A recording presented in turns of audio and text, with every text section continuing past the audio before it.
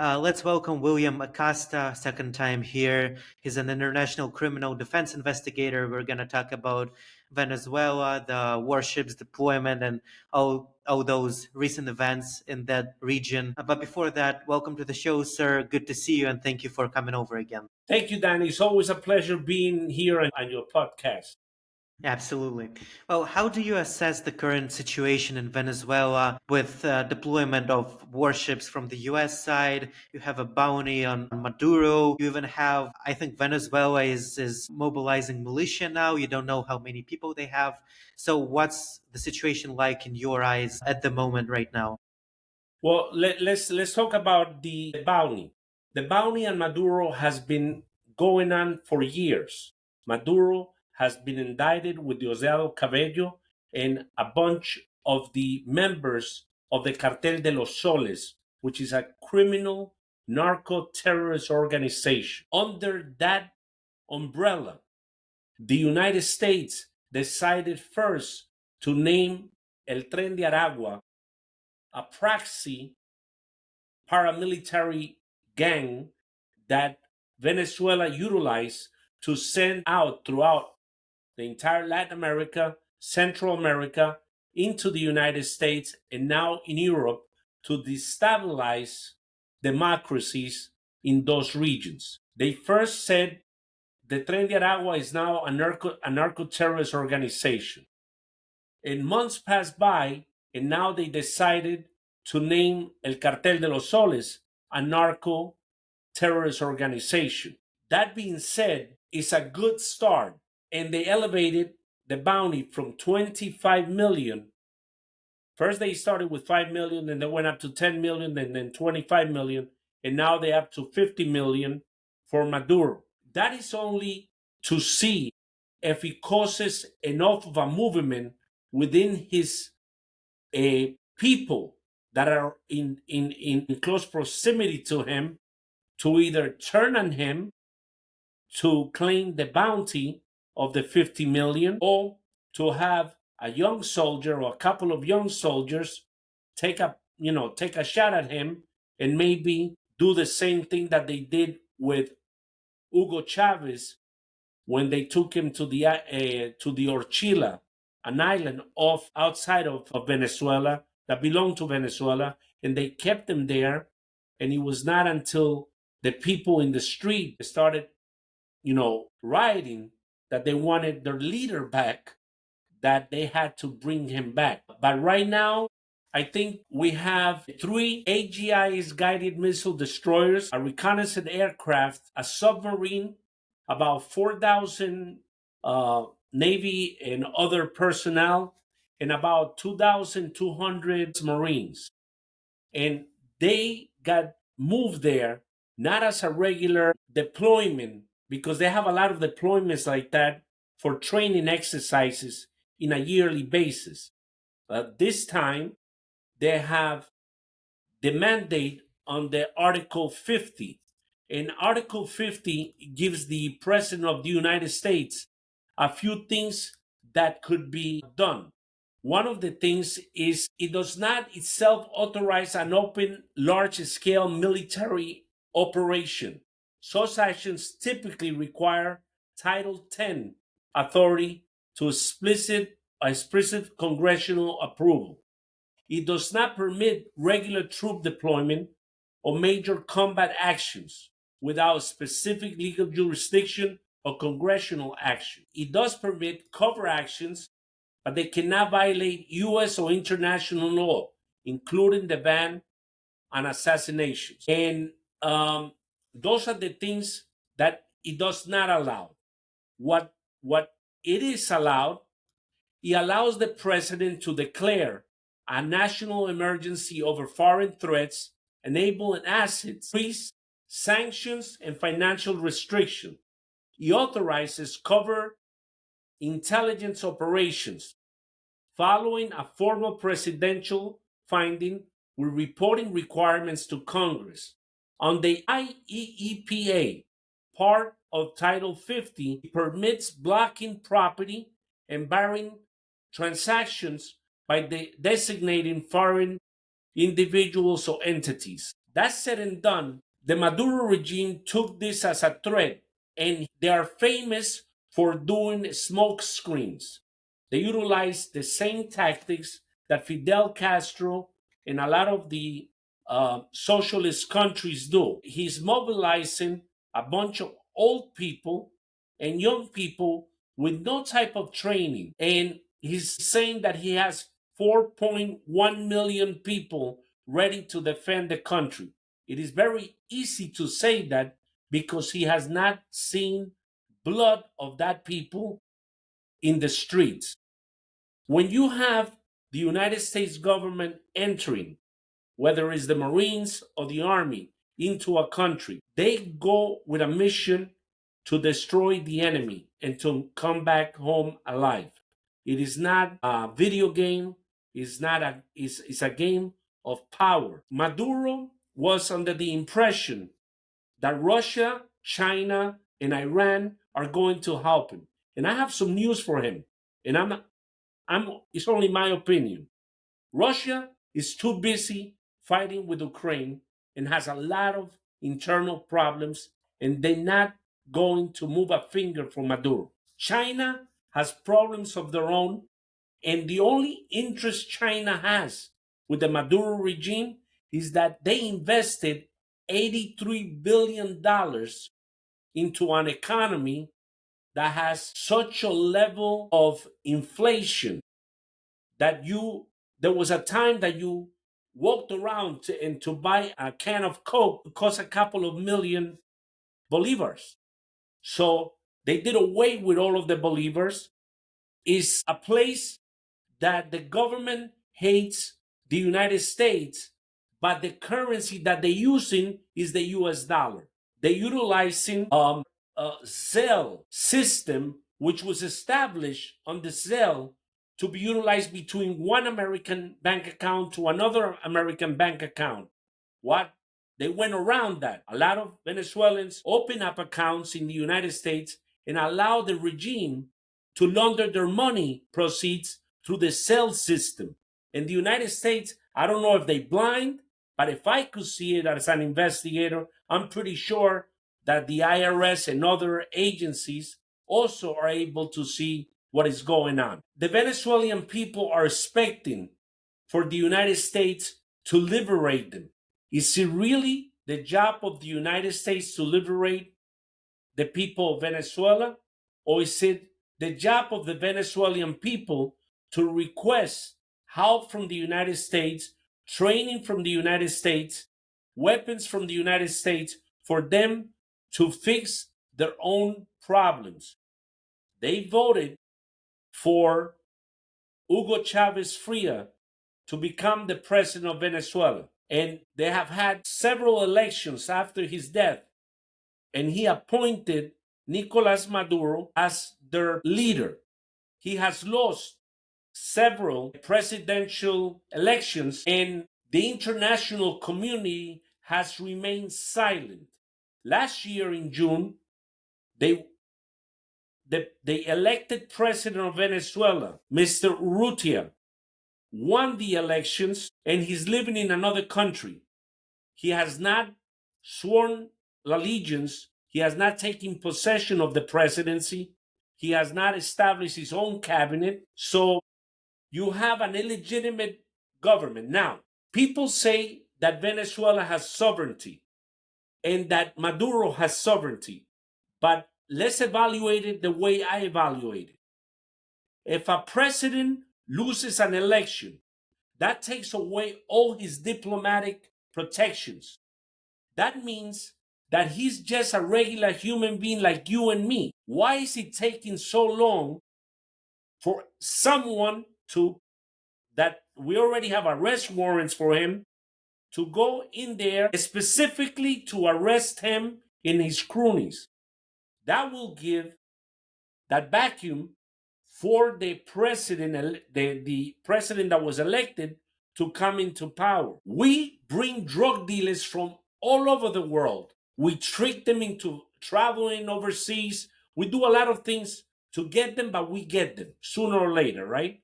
Maduro and his cronies travel to different places We know where their jets are going. We know where they're landing, but nobody puts their hands on them. And God forbid that a civilian puts their hands on them, because they could get you for an illegal arrest or a kidnapping. So, you make the law, but you don't enforce the law. And I will give it time. I think that, President Trump, the Secretary of State, are doing a fantastic job, but we need to put a little bit of pressure on those screws so the entire structure of the Maduro regime collapses. If Venezuela and his regime collapses, other regimes in that immediate area will start collapsing with him, including Nicaragua. We are giving the socialist monsters too much play, and they are destroying our backyard, which is Latin America. The United States cannot continue to neglect its partners in Latin America and concentrate in Africa, the Middle East, Eastern Europe. They're not that close. We have our enemies in the backyard. Colombia is the largest producer of cocaine in the world. Venezuela is the distribution point of most of the cocaine produced in Colombia, Ecuador, Bolivia, and Peru. And they inundating our country with the poison of cocaine, and they lacing that cocaine with fentanyl. So they're utilizing the drug as an atomic bomb against our youth and our people. And we need to protect our citizens. Stop playing games. Legalization of marijuana has done damages to the United States. It has only made people rich that could afford to get the licenses to open up all of these stores. But in the reality, we have more mental problems in this country and the deterioration of the young people because we keep pushing an issue that marijuana is the best thing besides the sliced bread. And we're not looking at the fact that it's a starting point for all the other drugs. Colombia has also become the largest distributor besides the Netherlands for synthetic drugs. They are exchanging cocaine with the Netherlands, and they shipping containers full of synthetic drugs that are distributed throughout Latin America, double enhanced, changed chemically, and then shipped to the United States.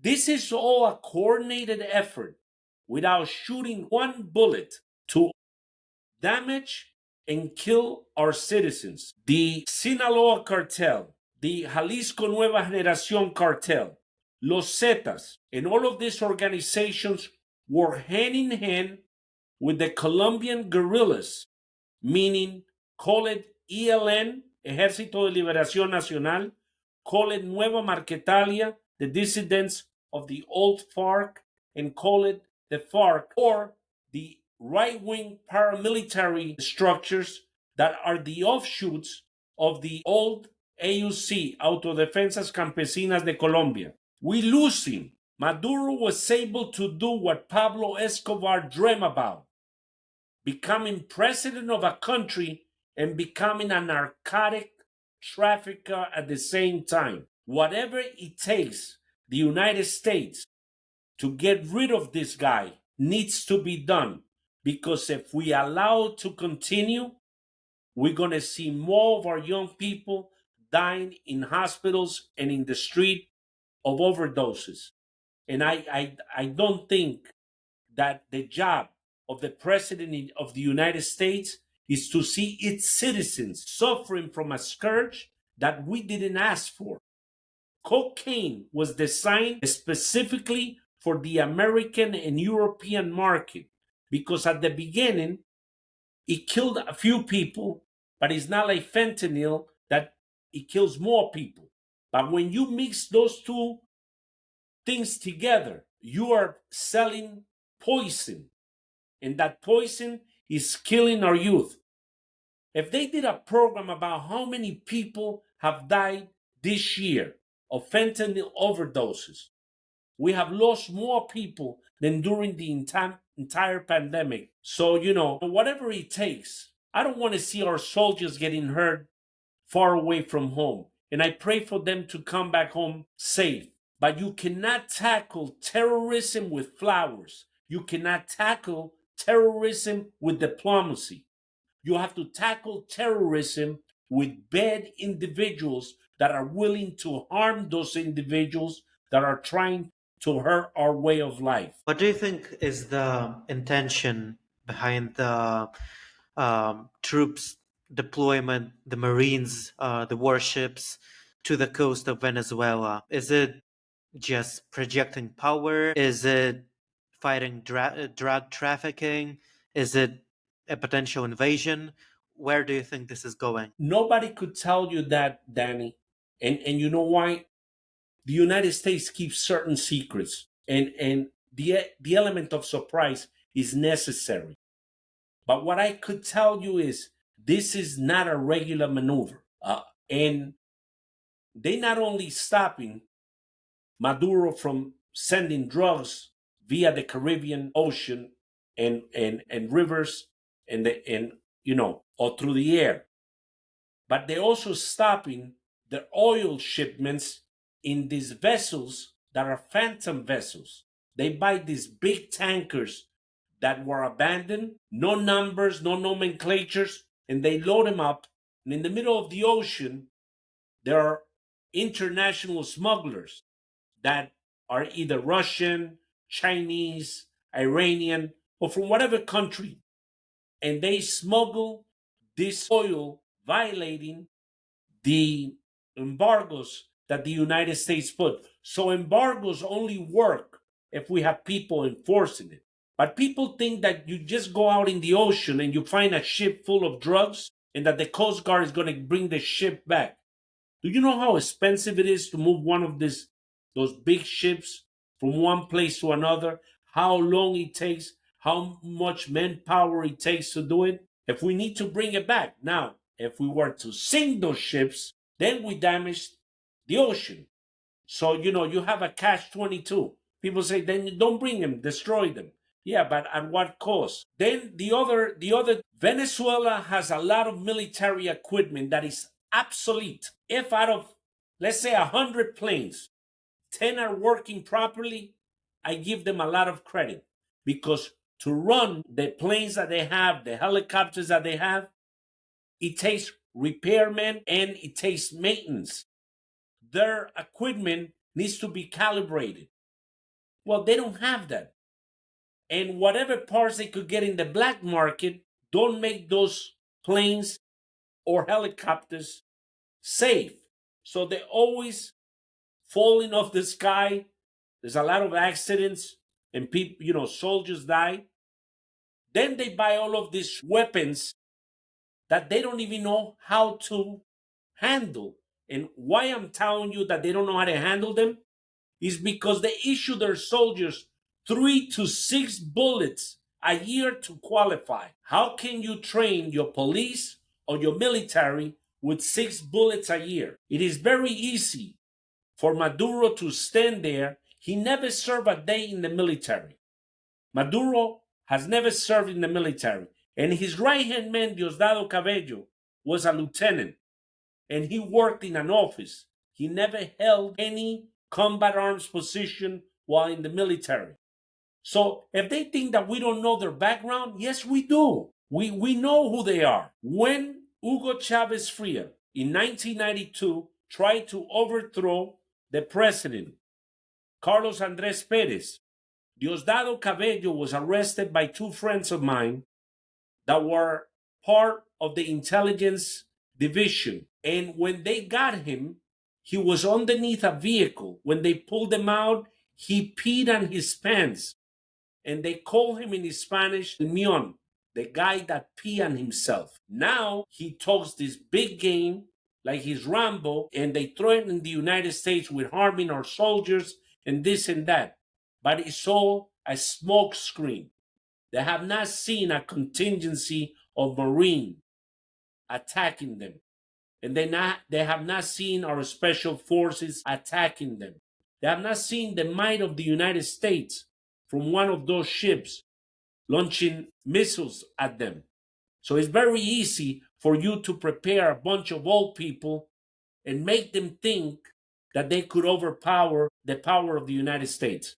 It is irresponsible from the Maduro regime. The best thing that guy could do is work a deal out where he's able to keep the money that he stole and he goes and lives in Russia or whoever gives him political asylum, and that he prays that that country doesn't establish a policy of extradition in the future, because no matter where he is in the world, they're going to go get him. He has done a lot of damage, and he needs to open up all the jails. They have soldiers, they have policemen, they have intelligence officers, politicians, little kids, women of all ages inside the jails that have not committed a crime.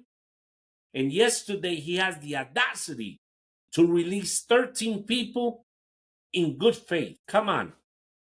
And where is the United Nations? Where is the International Court of Human Rights?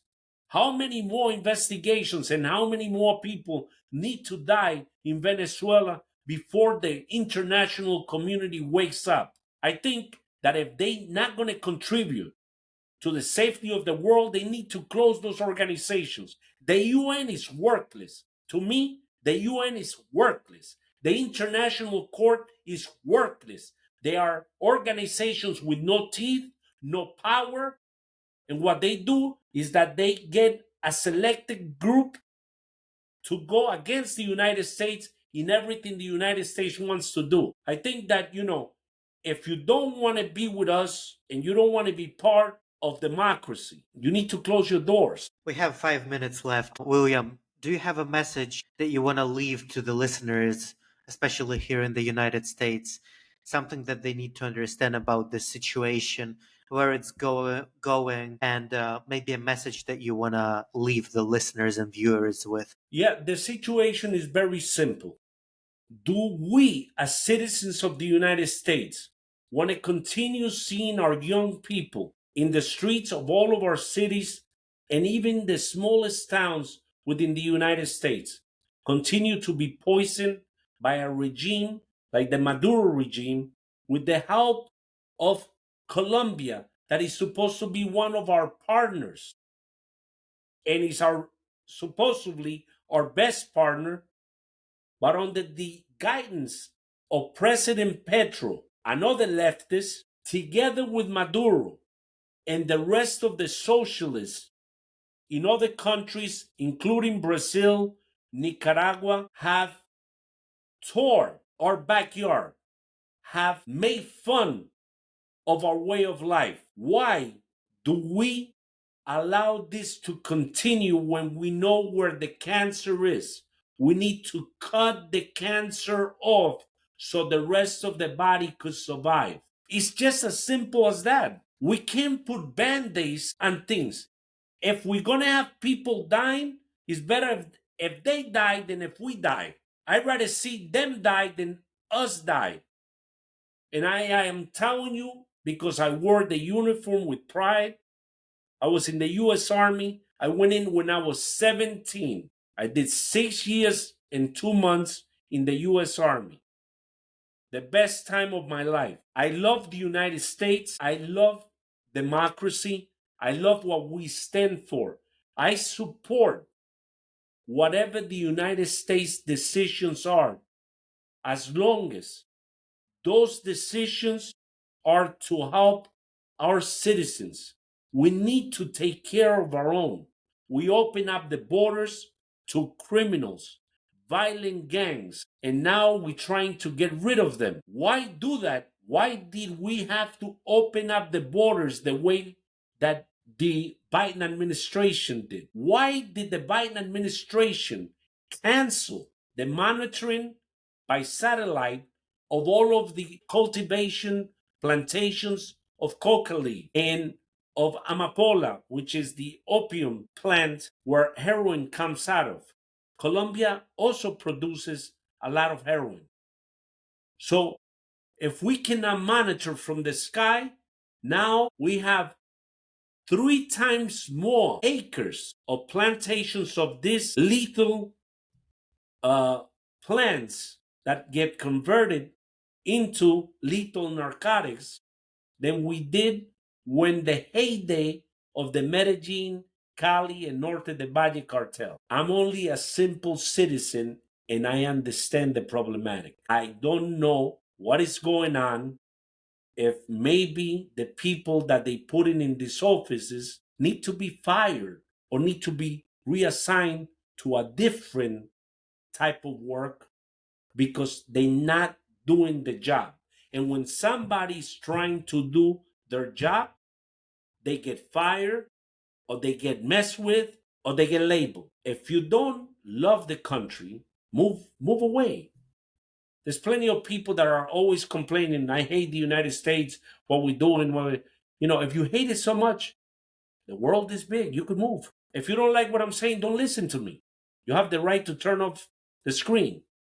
But I'm going to speak because you only have one life. And if you don't speak up for yourself and for the people that might not have a mouth or might not have the will or might not have the courage to speak, I will continue to do it. Well, thank you, William, for joining the podcast and for sharing all of this. Hopefully, some of the viewers, listeners will relate to this.